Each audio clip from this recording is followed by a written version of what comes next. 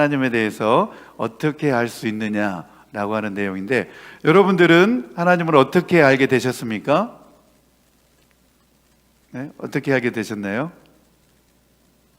네, 또 너가 대답해 이런 눈치인데 네, 네. 어제 우리 이제 2주 전인가 우리 장로교 신조 12개 조항에 대해서 이제 배우면서 제가 이제 끝나고 나서 시험 봅니다 그랬더니 이제 다 끝나고 나서 우리 리차드 형제님이 목사님 시험 보신다 그러더니 시험 안 보셨다고 막 그러시는 거예요. 그래서 야, 공부를 정말 열심히 하신 분이구나 생각을 했습니다. 네, 이렇게 끝나고 나서 용기 있게 말할 수 있는 거는 공부를 진짜 잘한 겁니다. 그래서 오늘은 끝나고 시험 안 보겠습니다. 네. 너무 염려하지 마시고 그냥 편하게 이제 들으시면 되고, 또 이 웨스트민스터 신앙 고백은 우리 장로교 신앙 고백에 있어서 너무나 중요한 내용입니다. 네, 이제 핵심이 다 들어있는데 대략 한 33개 정도 조항으로 이제 되어 있는데, 여러분들 이 우리 신앙의 선배들이 정말 이 너무나 중요한 신앙 고백이라고 해가지고 만들어 놓은 신앙 고백인데, 네, 그 후배들이 안 봐요. 문제는 이게 문제입니다. 이게 그래서 성도들만 안 보는 것뿐만 아니라 목회자들도 안 봐요. 그래서 이게 너무나 큰 문제입니다. 이렇게 너무 주옥과 같은 신앙 고백 내용을 우리 헌법책에도 수록을 해 놓았는데 목회자들도 안 본다는 게 이게 문제가 심각합니다. 그래서 이 수요일마다 웨스트민스터 신앙 고백 한 가지씩 이제 알려드릴 텐데, 우리가 읽는 데 목적이 있습니다. 네, 일단은 그 내용이 어떤 내용인가 이렇게 이제 다 막 설명하는 데에 목적이 있는 게 아니고, 일단은 읽어야 됩니다. 읽다 보면 처음에는 이제 우리가 등산할 때도 그렇잖아요. 등산할 때도 처음에 산 밑에 딱 가면 이 산이 어떤 산인가 잘 보이지는 않지만, 등산을 해가지고 산 정상까지 딱 올라가서 위에서 딱 내려다 보이면 그 밑에가 이제 다 보이잖아요. 마찬가지입니다. 이제 출발을 해서 우리가 장로교 신앙 고백, 웨스트민스터 신앙 고백 다 이제 마칠 때쯤 되면 우리의 신앙 고백이 이런 거구나. 우리 장로교 신앙은 이런 신앙이구나. 이제 그때서야 이제 윤곽이 딱 이제 잡히게 됩니다. 그래가지고 이제 어디 가서도 우리가 이제 자신 있게 이제 우리의 신앙에 대해서 설명을 해줄 수가 있습니다. 그리고 워싱턴 지역의 대부분의 교회 성도들에게 웨스트민스터 신앙 고백 들어봤어? 그러면 모르는 분들이 많습니다. 네, 모르는 부분들이 대다수 많습니다. 그리고 그 내용에 대해서 이렇게 딱 이야기해 준다고 하는 것은 여러분들이 신앙에 대해서 상당한 수준에 올라와 있는 겁니다. 그러니까 신앙의 수준이 있는 겁니다. 그러니까 웨스트민스터 신앙 고백을 한번 읽었다라고 말할 수 있는 것은 어느 정도 신앙의 수준급입니다. 수준급. 무슨 말인지 아셨죠? 네, 그래서 들어만 돼도 되고, 또 수요일 날은 읽는 데에 목적이 있습니다. 이 웨스트민스터 신앙 고백은 1643년도에 이 영국의 웨스트민스터 그 의회에서 이것을 이제 제정을 했습니다. 그래서 이제 그때 영국에 이제 소집을 했죠. 웨스트민스터 그 사원의 의회에 스코틀랜드 장로교, 그리고 영국의 신학자들, 장로교 목사님들, 또 장로님들 모여가지고 영국 런던에 있는 웨스트민스터 의회에서 이 신앙 고백의 내용을 무려 5년에 걸쳐가지고 이 내용을 계속 의회를 하면서 의논하고 회의를 하면서 이 웨스트민스터 신앙 고백을 확정을 하게 됩니다. 그래가지고 이것은 우리 장로교 신앙 고백이다 해가지고 웨스트민스터 신앙 고백서를 만들게 되는데, 5년 후에 1648년 이 연도 정도는 이제 기억을 하고 있어야 됩니다. 그래야 웨스트민스터 신앙 고백을 들었다, 내가 알고 있다 말할 수 있습니다. 1648년입니다. 이때 이제 이 총회에서 영국 의회에서 이것을 우리 장로교 신앙 고백이다 해가지고 공인을 하게 됩니다. 그래서 1648년이 그냥 그렇구나 듣고 넘어가면 이제 돌아서면 다 잊어버리는데 이거 외우기 쉽습니다. 예, 4가 중간에 있습니다. 4가. 그래서 앞에는 4, 4, 16, 뒤에는 그 4 두 개를 더해서 8입니다. 4를 중심으로 해가지고. 그래서 이게 제가 외우기 쉽게 알려드린 겁니다. 1648년인데 4를 중심으로 해가지고 앞에 4가 두 번 있으니까 4, 4, 16. 그래서 두 개를 또 더하면 8이 되잖아요. 그래서 1648년 이렇게 되는 겁니다. 그래서 그렇게 외우시면 됩니다. 4를 중심으로. 자, 웨스트민스터 신앙 고백은 이 영국의 웨스트민스터라고 하는 그 의회에서 이게 채택이 되었기 때문에 웨스트민스터 신앙 고백서라고 이제 이야기를 합니다. 자, 사진 한번 보여주세요. 네, 바로 여기입니다. 네, 영국 런던에 이제 이렇게 웨스트민스터 사원이 의회가 이렇게 아름답게 세워져 있습니다. 멋있죠? 네, 여기도 한번 우리가 이제 우리 종교 개혁 신앙의 유산이 있는 곳이기 때문에 언제 또 기회 되면 우리 종교 개혁 신앙 그 답사를 또 한번 우리 교회 성도님들하고 한번 또 이렇게 가면 좋을 것 같습니다. 이 보이는 강의 이름이 영국의 템즈 강이라고 하는 강입니다. 그리고 그 다리가 있죠. 그거는 런던 브릿지는 아닙니다. 런던 브릿지는 더 크게 이렇게 문이 이렇게 개방되는 큰 다리고, 네, 이제 템즈강 저 다리를 건너면 웨스트민스터 저 의사당, 의회가 나오는데 저기로 이제 다 소집을 한 겁니다. 영국 의회에서 우리 장로교, 스코틀랜드 장로교 신학자들, 목회자들을 다 저기로 소집을 해서 또 영국 의회에서 소집을 해가지고 저기에서 이제 신앙의 우리 장로교 신앙에 대한 내용들을 회의를 합니다. 회의를 해가지고 이제 채택을 하고 공포를 했는데 그때가 바로 1648년도였다 이렇게 말씀을 드렸습니다. 자, 첫 번째 주제입니다. 같이 읽겠습니다. 시작. 우리는 성경이 가장 필요하게 된 원인과 목적을 바르게 알아야 하고 성경을 더욱 사랑하여 하나님의 말씀이 우리 안에 풍성히 거하여 옳은 방법으로 하나님을 예배하며 성경이 가르쳐주는 인내와 위로를 통해서 소망을 가질 수 있어야 합니다. 그랬습니다. 제가 시작할 때 하나님을 어떻게 알게 되셨냐라고 물어봤죠. 네, 하나님 어떻게 알게 되셨죠? 네, 이제는 대답할 수 있어야 되는데, 네, 하나님을 어떻게 알게 되고 만나게 되셨죠? 성경을 통해서, 성경에서 배웠네. 이 찬송가도 있잖아요, 그렇죠? 그리고 우리가 계속해서 하나님이 어떤 분이신가를 알려고 한다면 성경을 봐야 됩니다.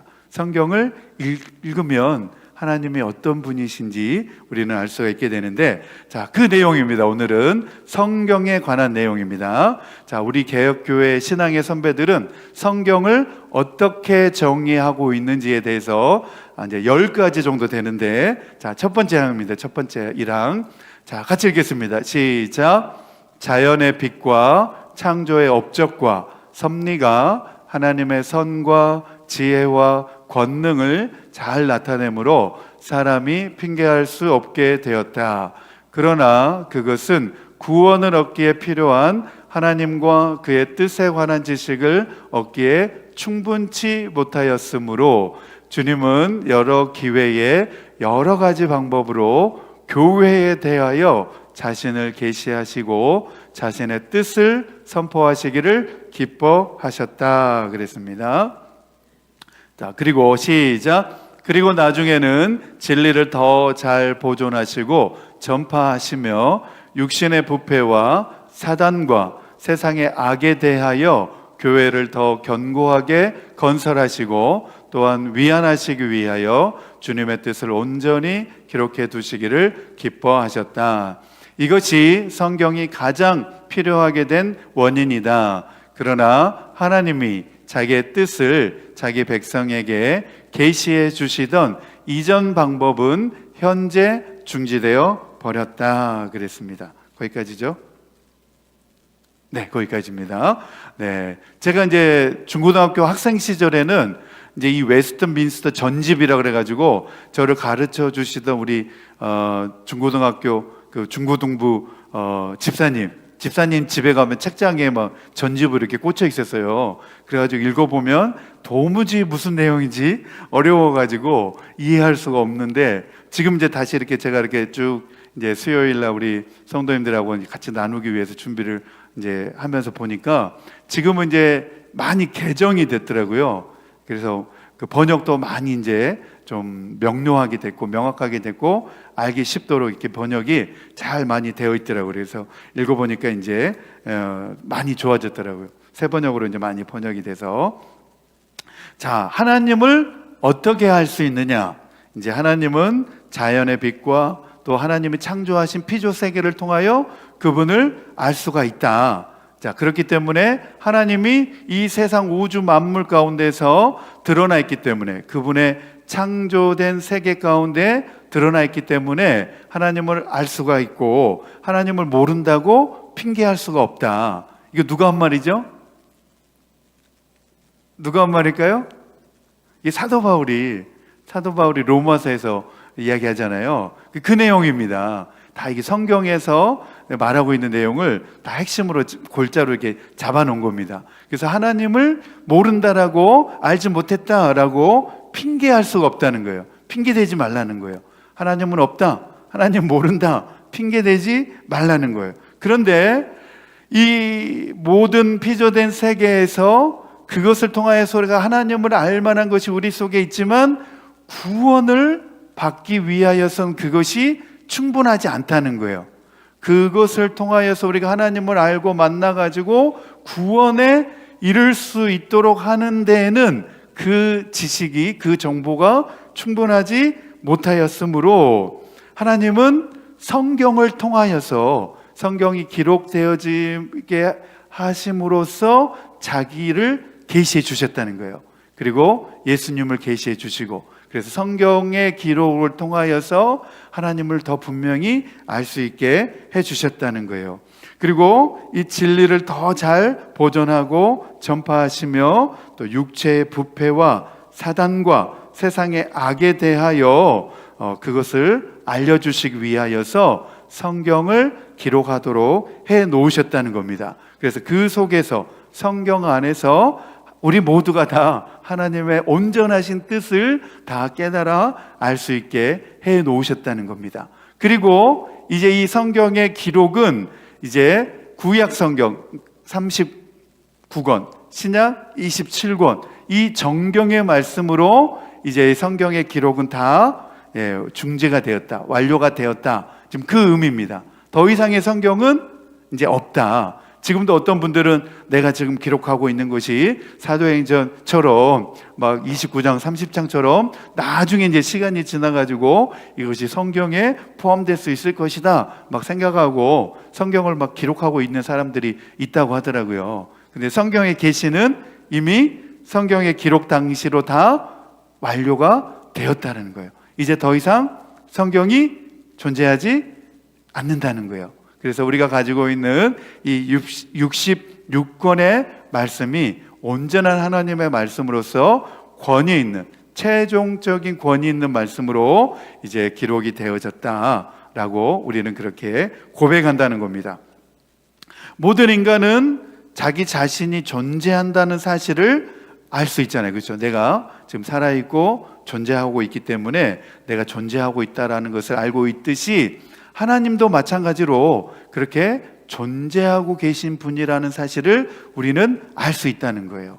하나님도 존재한다는 사실을, 내가 존재하고 있기 때문에 하나님도 존재하고 계시구나, 우리는 그렇게 확인할 수 있다는 겁니다. 그래서 지고하신 그 존재에 관한 의식은 하나님이 없다, 하나님이 안 계신다라고 생각하는 이 무신론자들조차도 그 속에는 이미 하나님이 살아 계신다라고 하는 그것이 그 속에 들어있다는 거예요. 그 알만한 것이 그 속에 들어있다는 거예요. 그들이 하나님이 없다라고 주장하지만 그 무신론자들 자체도 그 안에도, 그 본성 안에 하나님이 계시다라고 하는 것을 알 수 있도록 해주셨는데, 그 기능이 뭐냐? 바로 바로 양심이라고 하는 기능이라는 거예요. 양심을 통하여서 그들조차도, 하나님이 없다라고 말하는 그들조차도 그들의 양심이 하나님의 계시다라고 증거하고 있다는 거예요. 그것이, 그 근거가 무엇이냐? 그들 속에는 두려움이 다 있다는 거예요. 두려움이. 양심이 그들에게 두려움을 느끼게 해주고 있기 때문에 그것을 볼 때에 그들조차도, 그들이 비록 하나님이 없다라고 주장은 하지만 그들 속에도 여전히 그 양심이 그들에게 증거가 되어준다는 거예요. 그래서 양심은 사람이 사악한 행위를 저지른다거나 그럴 때 양심이 그것을 책망해 준다는 거예요. 양심의 가책을 느낀다 그러죠. 네, 우리가 어떤 잘못을 하게 되면 양심의 가책을 느낀다 그러잖아요. 그런데 막 어떤 극악무도한 그런 범죄를 저지르고도 아무런 잘못을 못 느끼는 사람을 우리가 뭐라 그래요? 양심의 화인을 맞았다 그러잖아요. 그렇죠? 그러니까 사람은 다 양심이 있는 거예요. 양심이 그 사람의 마음속에 다 그것을 말해주는 거예요. 아, 내가 잘못했구나. 그 사실을 양심이 자기 스스로를 고발하기 때문에 사람은 다 양심을 가지고 있다는 거예요. 그런데 그런 못된 짓을 하고 잘못된 일을 하면서도 전혀 모른다고 하는 것은 양심의 화인을 맞았다라고 성경은 그렇게 말하고 있습니다. 자, 두 번째 조항입니다. 두 번째 같이 읽겠습니다. 시작. 성경 또는 하나님의 쓰여진 말씀이라는 명칭하에 현재 신구약 성경의 모든 책이 포함되어 있다. 그 책은 다음과 같다. 구약 39권. 네, 창세기부터 이제 출애굽기 쭉 있는데 제가 시간상 말라기까지만 했고, 자, 신약은 27권, 마태복음부터 요한계시록까지. 그래서 우리는 성경 66권을 하나님의 최종적인 영감으로 쓰여진, 영감의 권위가 있는 말씀으로 우리는 인정하고 있습니다. 우리 장로교 또 우리 개혁교회 신앙의 선배들은. 자, 그 밑에 이 모든 책은, 시작. 이 모든 책은 하나님의 영감으로 주어진 것으로 믿음과 생활의 기준이 된다 그랬습니다. 자, 여기에서 중요한 것은 뭐냐면 성경은 어떤 책이냐라고 하는 거예요. 성경은 어떤 책이냐? 바로 하나님의 영감으로 주어진 것이다. 이 사실이 중요합니다. 성경은 누가 기록하였죠? 성경은 누가 기록하였죠? 사람에 의해서. 성경을 기록한 저자들이 있잖아요. 사람에 의해서 기록이 되어졌지만 비록 사람에 의해서 기록된 이 책이 다른 책과 다른 점은 무엇이냐? 바로 하나님의 영감에 의하여서 기록되어졌기 때문에 우리가 사람에 의해서 기록되어졌지만 이 책을 가리켜서 우리는 성경이라고, 또 바이블이라고 이렇게 말한다는 거예요. 그리고 하나님의 영감으로 기록된 성경은 구약 39권, 신약 27권 외에는 없다, 더 없다라고 하는 것이 우리 장로교 신앙의 믿음입니다. 그 외에도 뭐 외경이라고 더 있는데 우리는 그것을 성경으로 포함하지 않고 오직 하나님의 영감으로 기록되어진 하나님의 말씀이다라고 인정하는 것은 구약 39권과 신약 27권 외에는 없다라고 우리는 말하고 있습니다. 자, 이렇게 성경을 신약과 구약으로 나눈 사람이 있는데 그 사람이 누구냐면 누굴까요? 졸리니까 한 번씩 물어보게 해야 될 것 같아요. 누가 이렇게 구분을 했을까요? 성경에 보면 사도 바울이 이렇게 구분을 했습니다. 구약을 가리켜서 옛 언약이다라고 이렇게 이야기를 했고, 신약을 가리켜서 새 언약이다 이렇게 말한 분이 사도 바울입니다. 그래서 이 사도 바울에 의하여서 성경을 구약과 신약으로 이렇게 구분하게 되었습니다. 자, 세 번째입니다. 세 번째, 이제 속도를 이제 빨리 내겠습니다. 여러분들이 다행히 졸지 않고 잘 듣고 계신 것 같아가지고 속도를 빨리 내겠습니다. 시작. 보통 외경이라고 부르는 책은 영감에 의해서 된 것은 아니며 경전의 일부도 아니다. 따라서 하나님의 교회 안에서는 권위가 없다. 또한 다른 인간적 저서보다 더 사용 가치가 있는 것도 아니다 그랬습니다. 네. 거기에 보면 이제 2번과 3번 이 조항은 바로 하나님의 말씀에 참된 정경, 정경성이라 그러죠. 정경으로서 받아들일 수 있는 것인가, 그리고 성경의 영감이 되어진 것인가, 바로 이 두 가지의 기준을 가지고 지금 말하는 겁니다. 어떤 것은 정경이고, 성경이 이제 막 두루마리로 막 다 발견됐잖아요. 사해 두루마리, 뭐 쿰난 두루마리 해가지고 두루마리로 막 여러 개가 이제 발견됐고, 지금도 막 발견되잖아요. 그렇죠? 뭐 유다서 해가지고 막 발견되고. 그래서 그러면 이렇게 많이 막 계속 자료들이, 두루마리들이 발견되는데 어떤 것은 성경이고 어떤 것은 성경이 아니냐, 이런 이제 논쟁들이 우리 초대교회 또 우리 개혁교회 신앙의 선배들 가운데는 많이 있었습니다. 어떤 것을 하나님의 영감 있는 말씀으로 인정할 것이며 어떤 것은 그것을 외경으로 인정해야 되느냐, 이런 논쟁들이 많이 있었기 때문에 최종적인 영감의 권위에 있는 말씀을 확정할 필요가 있었다는 거예요. 왜냐하면 교회 안에는 많은 이단들이 막 들어와 가지고 막 공격하고 신앙을 위협하고 있었기 때문에 이러한 정경에 대한 확정이 필요했다는 것입니다. 그래서 이제 이 조항들이 정경이라고 말하는 말이 캐논이라고 하는 말인데, 이 캐논이라고 하는 뜻은 무슨 뜻이냐면 잣대라는 뜻입니다. 잣대.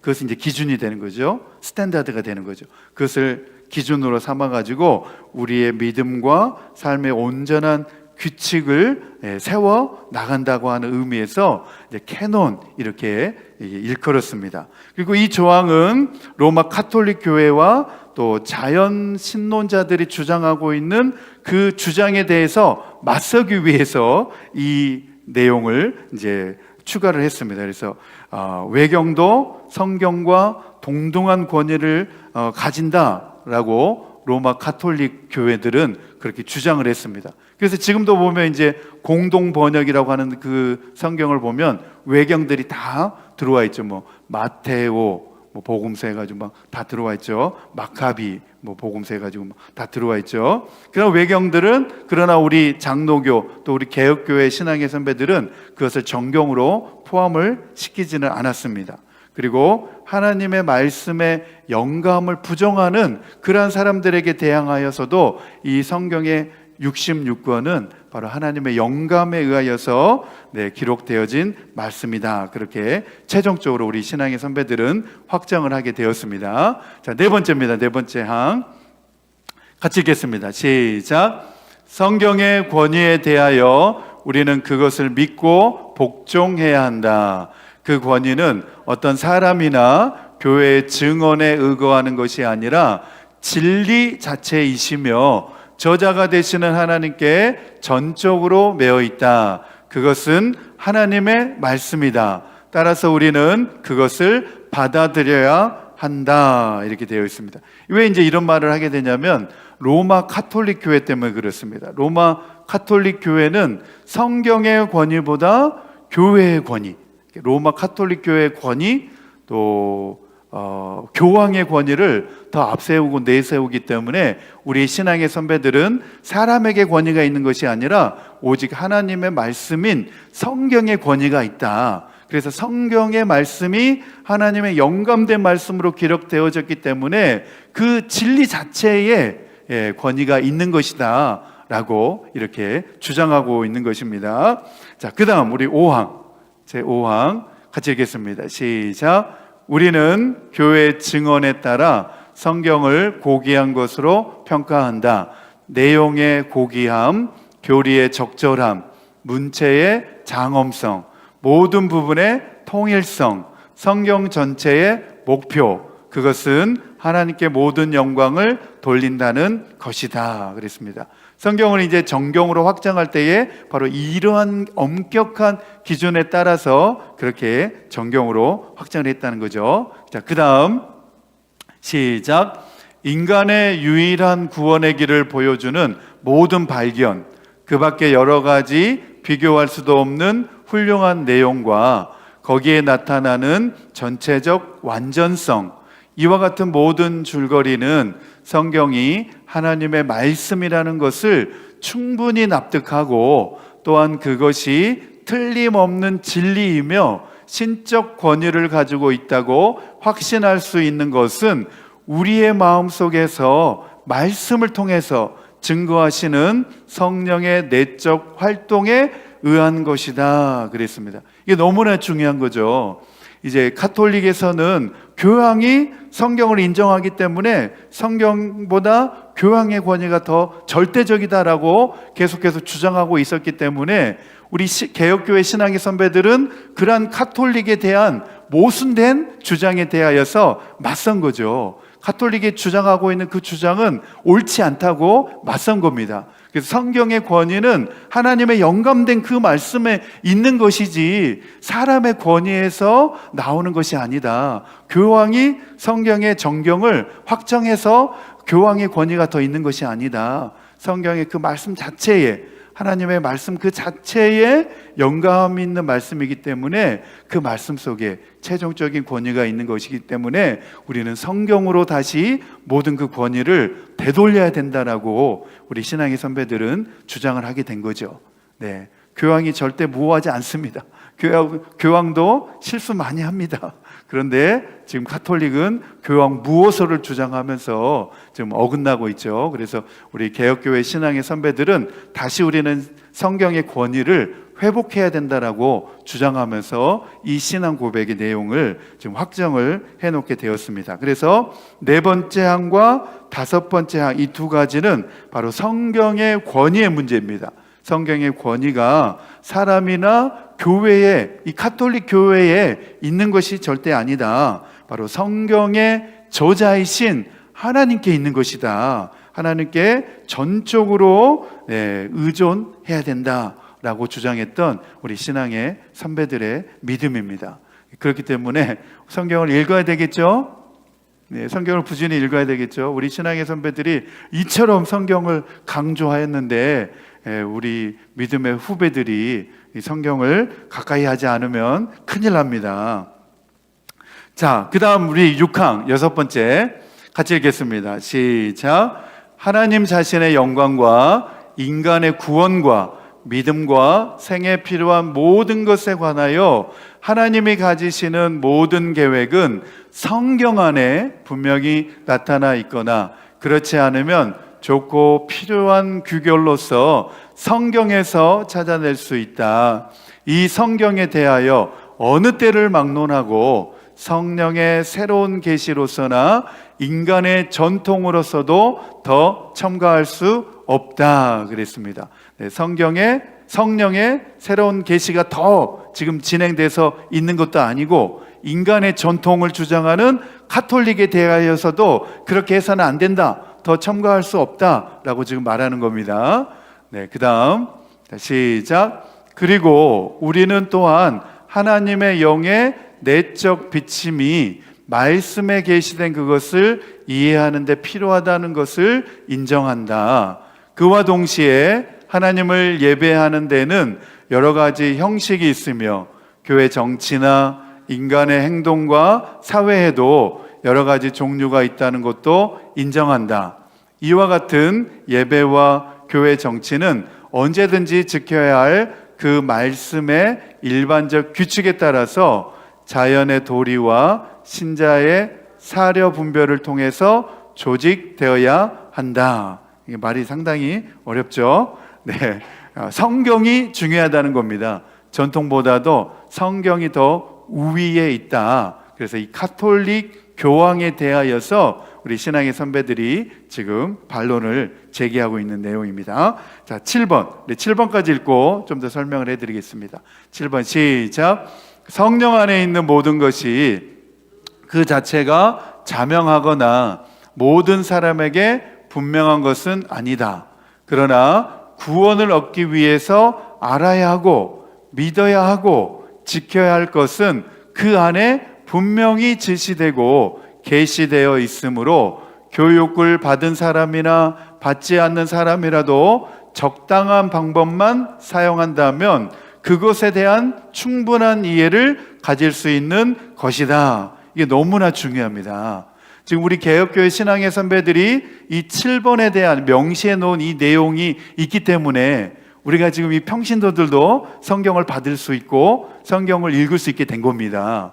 예, 로마 카톨릭에서는 오직 사제만 성경을 읽을 수 있었고, 그것도 함부로 해석하면 안 되고, 그리고 그때 당시에 또 로마 라틴어로 기록되어져 있었기 때문에 그 라틴어를 모르는 사람은 성경이 무슨 내용인지 알지도 못했어요.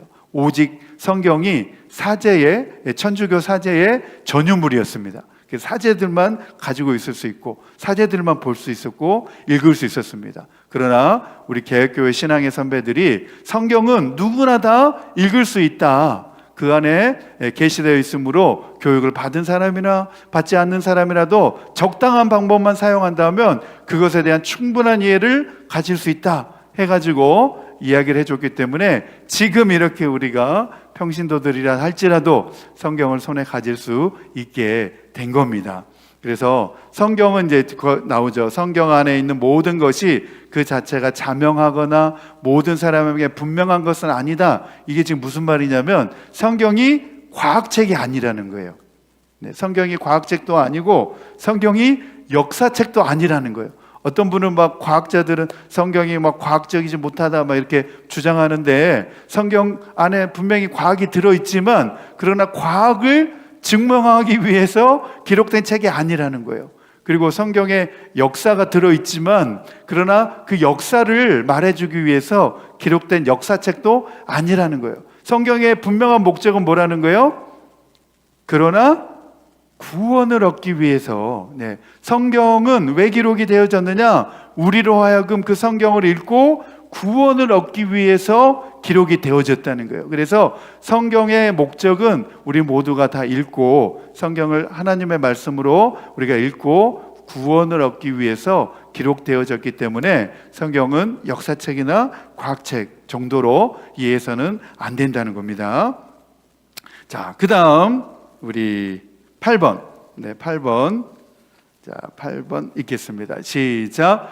옛날 하나님의 백성의 국어였던 히브리 말로 기록된 구약 성경이나 그 당시 여러 민족에게 가장 보편적으로 알려져 있던 헬라 말로 기록된 신약 성경은 하나님의 감동을 직접 받았을 뿐만 아니라 하나님의 단독적인 보호와 섭리로서 세세토록 순결하게 보존되어 왔으므로 신뢰할 만한 것이다. 그러므로 그것은 종교에 관한 모든 논쟁에 있어서 교회가 최종적으로 의거할 수 있을 것이다. 거기까지. 지금 한국에 킹 제임스 성경 학회라 그래가지고 그 사람들이 있는데 오직 킹 제임스 성경만 유일한 영감을 받은 성경이다라고 막 주장하는 사람들이에요. 그 말씀 보존학계라 그래가지고 아마 그 이송호 목사님이 막 그런 주장을 하는데 완전히 잘못된 주장입니다.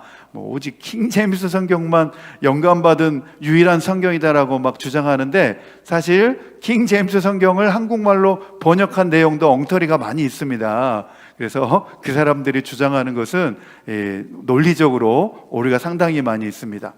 구약은 히브리 말로 기록이 되어졌고 신약은 헬라어로 기록이 되어졌는데, 이 헬라어는 평상시 사람들이 사용하는, 그러니까 평민들이 사용하는 말로 기록이 되어졌습니다. 그 말은 무슨 말일까요? 지식인이나 그리고 배우지 못한 사람이나 다 성경을 읽을 수 있도록 기록을 해 놓았다는 거예요. 그렇죠? 그래서 성경은 하나님의 감동을 직접 받았을 뿐만 아니라 하나님의 단독적인 보호와 섭리로서 순결하게 보존되어 왔다. 그렇기 때문에 우리가 가지고 있는 이 한글 성경이라 하더라도 우리는 신뢰할 만하다. 그렇게 우리는 인정할 수 있습니다. 그 다음 시작. 그러나 성경을 읽을 권리를 가지고 그것에 관심을 가지는 동시에 두려운 마음으로 읽고 탐구하도록 명령을 받은 하나님의 백성들이라도 이 원어를 다 알지 못했다. 그러므로 성경은 누구나 읽을 수 있도록 각 민족의 쉬운 방언으로 번역되어야 한다. 그렇게 함으로써 하나님의 말씀이 모든 사람 안에 풍성히 거하며 그들이 옳은 방법으로 하나님을 예배하며 성경이 가르쳐주는 인내와 위로를 통해서 소망을 가지게 된다. 이게 너무나 중요한 거예요. 우리 개혁교회 신앙의 선배들이 바로 이러한 싸움과 이러한 노력을 해왔기 때문에 지금 우리에게 이 한국말로 된 성경을 우리가 읽을 수 있게 된 거예요. 안 그랬으면 이 로마 가톨릭은 사제들만 성경을 볼 수 있겠다니까요. 그리고 성경을 함부로 막 해석하지도 못하게 하고 사제들의 전유물로만 그렇게 갖고 있게 했다는 거예요. 그러나 우리 개혁교회 신앙의 선배들이 그렇게 해서는 안 된다는 거예요. 성경은 모든 사람들이 다 읽을 수 있도록 해야 된다는 거예요. 그리고 오직 라틴어로만 그렇게 읽게 했습니다. 그래서 미사를 드릴 때도 사제들이 막 라틴어를 모르는 그 회중들이 많이 앉아 있는데도 막 라틴어로만 계속 막 읽고 했단 말이에요. 그러나 우리 개혁교회 신앙의 선배들이 그렇게 해서는 안 된다 해가지고 주장한 겁니다. 각 민족의 쉬운 방언으로 다 번역돼야 된다. 그렇게 함으로써 하나님의 말씀이 모든 사람 안에 풍성하게 거하며 그들이 옳은 방법으로 하나님을 예배하며 성경이 가르쳐주는 인내와 위로를 통해서 우리는 믿음과 소망을 가질 수 있게 된다. 그래서 성경이 지금 각 나라와 각 민족과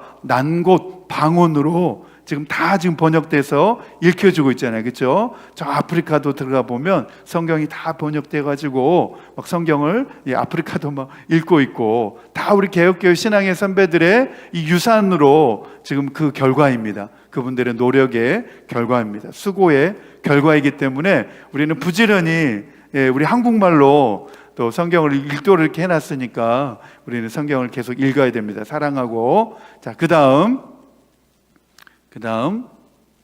네, 9항 같이 읽겠습니다. 시작. 성경을 해석하는 틀림없는 규칙은 성경 자체이다. 그러므로 어느 성경 한 구절이 내포하고 있는 참되고 충족한 의미에 관하여 여러 가지 의미가 있는 것이 아니라 하나밖에 없다. 무슨 의미이 있을 때는 더 분명하게 말한 다른 성구를 통해서 고찰하고 이해해야 한다.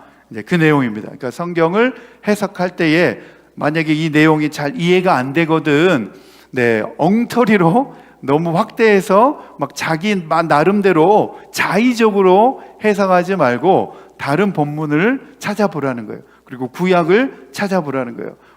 신약의 말씀을 해석하기 위해서 구약의 내용을 한번 찾아보라는 거예요. 그래서 성경의 여러 부분에서 어떻게 말하고 있는지를 다 비교하고 찾아보라는 거예요. 어떤 데서는 성경에 대해서, 어떤 성경에서는 부자에 대해서 막 나쁘게 말하고 있잖아요. 부자는 천국에 들어가지 못한다. 그런데 또 다른 데에서는 깨끗한 그 부자에 대해서 이야기하고 있고 의로운 부자에 대해서 이야기하고 있고, 그렇기 때문에 성경을 해석할 때는 종합적으로 여러 부분에서 말하고 있는 내용을 중심으로 종합적으로 그 내용을 해석을 해야 된다. 바로 그러한 내용입니다. 자, 마지막 10번 같이 읽겠습니다. 시작. 최고 심판자는 성경 안에서 말씀하시는 성령 이외에 아무도 있을 수가 없다. 이로 말미암아 모든 종교적 논쟁은 결정되어야 하고 교회 회의의 모든 명령과 고대 학자들의 의견과 인간론과 개인의 정신 문제도 이 심판자의 감독을 받아야 하며 그의 판결에 순응해야 한다 그랬습니다. 성경의 기록자는 누구죠? 사람이 기록하였지만 그 사람 가운데 누가 역사하셨죠? 성령님이. 네, 그래서 성경의 최종 기록자는 성령이시다라고 말할 수 있습니다. 그렇기 때문에 성경을 해석할 때는 우리가 성령님의 도움을 받아야 된다는 거예요. 여러분들, 우리가 성경을 읽을 때 이 말씀이 잘 이해가 안 되네, 읽어도 무슨 말인지 잘 이해가 안 되네, 그럴 때는 어떻게 해야 되죠? 읽어도 잘 무슨 말인지 이해가 안 되고 그럴 때는 성령님의 도움을 받으라는 거예요. 오늘부터 한번 해보시기 바랍니다. 저도 이제 학생 때 그렇게 해봤거든요. 목사님이 가르쳐 주셔가지고. 그래서 성경을 읽기 전에 제가 그렇게 기도를 했습니다. 성령님, 제가 성경 말씀을 읽으려고 합니다. 하나님의 말씀이 잘 깨달아질 수 있도록, 제가 잘 이해할 수 있도록 도와주옵소서. 말씀 읽을 때에 성령님께서 가르쳐 주옵소서. 그렇게 기도하고 성경을 읽다 보니까 그 말씀이 막 다 이해가 되는 거예요. 네, 성령님이 영안을 열어주셔가지고 내 생각 가운데 그 말씀이 알아지도록 그렇게 역사해 주시는 거예요. 그래서 우리가 성경 말씀을 읽을 때 우리가 성령님 도움을 구하면서 성경 말씀을 읽는 것이 너무나 좋습니다. 자, 8항, 9항, 10항 이 세 가지 조항들에 대하여서 이제 요 내용만 설명을 해드리고 마치려고 합니다. 네 가지 명제를 가지고 이 세 가지 대하여서 말하고 있는데 첫 번째 명제는 뭐냐면 원어로 기록된 성경은 완전한 상태로 우리에게 전달되어졌다. 그렇기 때문에 우리는 온전히 믿을 수 있다. 그 말씀 하나님의 말씀으로 우리가 인정할 수 있다. 그 전제가 있고 두 번째 전제는 성경은 모든 민족의 언어로 번역돼야 된다. 그런 전제가 들어 있습니다. 그래서 로마 가톨릭 교회는 성경을 일반 언어로 번역하는 것을 금지를 했습니다. 그리고 성경을 무분별하게 읽는 것도 위험하다고 주장하면서 그것을 못하게 했습니다. 그러나 우리 개혁교회 신앙의 선배들은 그 가톨릭에 대한 주장에 대해서 반대를 했죠. 그리고 셋째, 성경 해석의 무호한 법칙은 바로 성경 그 자체이다. 성경을 통하여서 해석을 해야 된다 말씀하고 있고, 네 번째, 성경은 신앙적 진리의 최상의 기준이다. 그러니까 진리의 말씀이고 우리 신앙의 모든 문제는 다 성경 안에서 찾아야 하고, 그리고 성경 안에 해답이 있다라고 그렇게 말씀을 하고 있습니다. 자, 실천을 위한 적용. 이제 우리 10가지 다 읽었으니까 자, 실천을 위한 적용입니다. 첫 번째, 시작. 우리는 성경을 하나님의 최종 권위 있는 말씀으로 믿고 따르며 복종하여 오직 인간의 구원의 길을 보여주는 유일한 진리의 말씀으로 인정하며 성령님께서 조명해 주심을 항상 구하며 읽고 묵상하겠습니다. 네, 오늘부터 이제 그렇게 해보시기 바랍니다. 성경의 저자가 성령님이시기 때문에 성경을 읽을 때 성령님께 도움을 구하는 기도를 드리고 성경을 읽어보시기 바랍니다. 자, 두 번째입니다. 자, 시작. 하나님 자신의 영광과 인간의 구원과 믿음과 생에 필요한 모든 것에 관하여 하나님이 가지시는 모든 계획은 성경 안에 분명히 나타나 있으니 내 삶과 인생에 관한 문제도 성경에서 해답을 찾고 말씀대로 살아가겠습니다. 아멘, 아멘. 우리 인생에 어려운 문제들이 있을 때마다 여러분 기도하고 성경을 한번 읽어보시기 바랍니다. 그러면 그 안에 내 문제에 대한 해답이 다 그 속에 들어 있습니다. 그래서 성경을 읽고 그 말씀대로 우리가 결정하고 따르면 분명히 우리에게 선한 길로 하나님께서 인도해 주실 것입니다.